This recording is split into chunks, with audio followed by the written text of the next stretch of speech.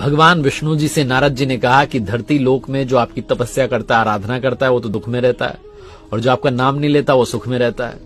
भगवान ने कहा भ्रमण करके आते हैं, घूम कर आते हैं। दोनों साधु वेश में नीचे आए, एक व्यापारी के घर गए साधु वेश में भिक्षा मांगने के लिए, उसने भगा दिया वहां से। जब वहां से निकले तो भगवान ने पलट करके व्यापारी के घर की तरफ देख करके कहा कि तुम्हें और पैसा मिले, तुम और समृद्ध हो जाओ।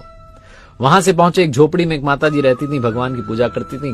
झोपड़ी के बाहर एक गाय बंधी हुई थी।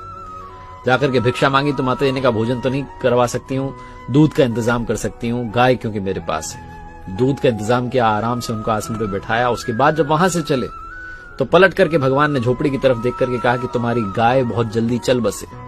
नारद जी से रहा नहीं गया, आप ये उल्टी बातें क्यों कर रहे हो? जो गाली दे रहा उसको कह रहे हो और फलो फूलो, और माता जी जो आदर सत्कार कर रही है उनको कह रहे हो कि तुम्हारी गाय चली जाए। भगवान ने कहा तुम समझे नहीं, मैंने गाय चली जाए इसलिए कहा क्योंकि अंतिम समय